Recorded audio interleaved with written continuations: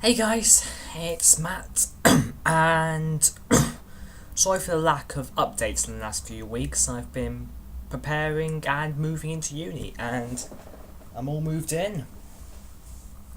It's obviously a lot tidier than that. But I figured this week I'm going to do 2 reviews as part of my Pricey cinematic critique. That's right, 2. I'm spoiling you.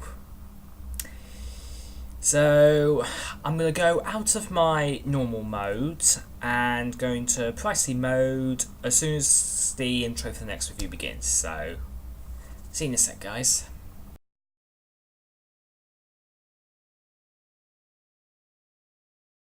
So our first film to look at today, The Last Airbender, an adaptation of the hit Nickelodeon TV show Avatar: The Last Airbender, and the first in a planned trilogy of adaptations of the 3 seasons.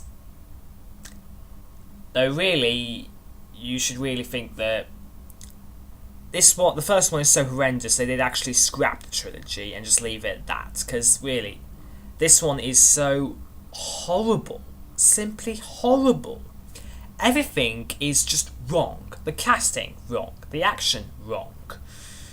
The condensation of the seasons to squeeze it all into 100 minutes is completely messed up. Some bits are good, and that's about it. But let's just take a look. Oh, and by the way, I'm not going to explain the show in its entirety. I'm going to leave a link for that in the drop down box. The plot of the film goes as this. Long ago there were 4 nations: fire, water, earth, and air. However, suddenly the fire nations attacked and started to overpower the rest of the nations, just completely wiping out the whole of the air nomads and leaving the earthbending kingdom and water tribe under their clutches.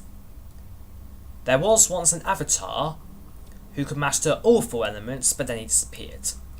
Until one day, 2 members of the water tribe, Katara and Sokka, sister and brother, they come across a boy frozen in the ice alongside his flying bison. It turns out this boy is Aang, a 12-year-old and a member of the air nomads, so they're not quite extinct yet. And he's actually the Avatar, only he doesn't know all the elements. He only knows air, and he has to master everything else, see if he has any plans of defeating the Fire Lord and the Fire Nation. As Katara and Sokka decide to help him on his quest to master all 4 elements, banished Prince Zuko of the Fire Nation becomes hell-bent on capturing him in order to return him to his father and restore his honour. As a race towards the the Southern Water Tribe to... Actually, I think it's Northern or Southern, I've actually forgotten. As a race to Northern or Southern Water Tribe begins, who will come out on top, and will Aang master the elements as he has to? And as I say, there is so much wrong with this film. So I'm going to start off with the simple elements. The condensation. I get you have to do some condensating in order to squeeze 20 episodes into 1 hour and 40 minutes, which is the length of the film, if you exclude credits. But some of the condensation in this film is horrendous. Absolutely horrendous. They leave out important elements. They change some elements so that it's not quite as good as it should be, because, for example, early on in this first season, the Avatar is actually captured by Zuko, but escapes with the help of his airbending powers and Katara, Sokka, and his flying bison, who's named Appa, by the way. And the Fire Nation and Zuko on that particular show do everything in their power to stop him. But in the film, Aang uses his abilities to escape the ship and is helped to safety by Katara, Sokka, and Appa. Only the Fire Nation sit back and do nothing, just watch. They don't even try to stop him. Not exactly thrilling, but that's only the start of it. Now, there is some elements kept in there, like an earthbending prison, going on several adventures, so much more, but well, let's go back to the earthbending prison. what earthbending prison? You'd expect if there was an earthbending prison, you'd have something used that would stop the earthbenders from actually bending. But in the film, the earthbending prison is set on Earth. I'm not kidding. In the show, it was placed out on a metal ship, and you can't earthbend metal. But in the film, they're surrounded by the stuff, to quote Nostalgia Critic loosely. Now, why on earth would you change certain elements and not have them make sense? I mean, if there was something in the... Hang on a sec, sorry, my mind's going a bit blank.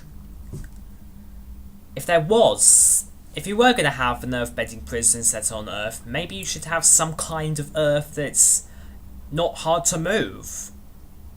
Why didn't you think of that? Why did you just have earthbenders put in an Earth prison?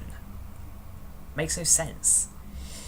And whilst we're on the subject of that, still, there was an action sequence, or the bare minimum of an action sequence in that prison, which just goes to prove how little Shyamalan knew of the source material. Your evidence, that you may ask? Well, in the show, earthbenders were capable of tremendous things. I mean, all you had to do was just slam down the earth and pillars could rise up, you could move across on the earth, you could put barriers in between, you could push rocks up and all that. And in the film, it takes 6 people to give a helping hand to one earthbender who moves a rock about this size and throws it at a Fire Nation soldier. Really? Earthbenders are capable of tremendous things and you give them the bare minimum to do in the film. I don't know. And that's only the start of it. And the next thing to look at, and one of the reasons why the film is so vastly hated, the casting. Now, there is a mixture of casting shown in the show.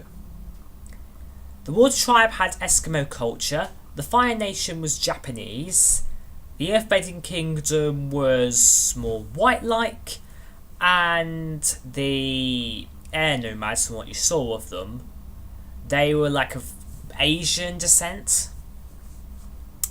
And it's so mixed up in the show.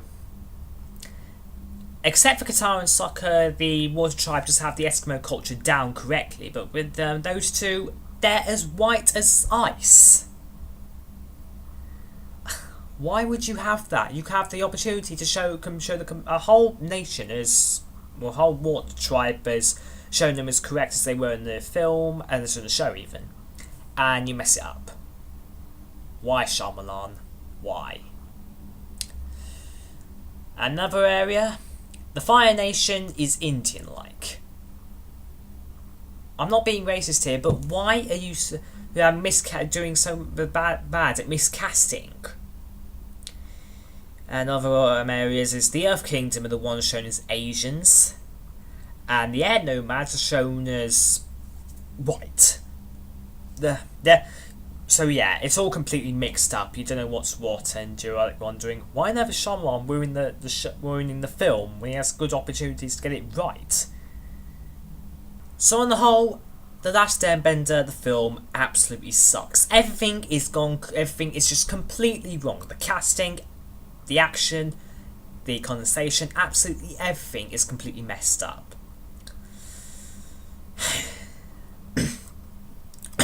Sorry. But guess what? I mean, look at Rotten Tomatoes. The consensus rating for that is 6%.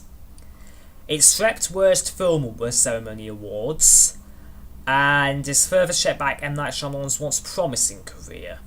I mean, it looked really good, but it's just gone really downhill when The Last Airbender has completely shown that.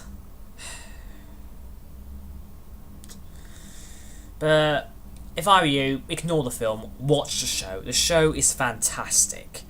It's one of my favourite animated shows of all time, without a shadow of a doubt.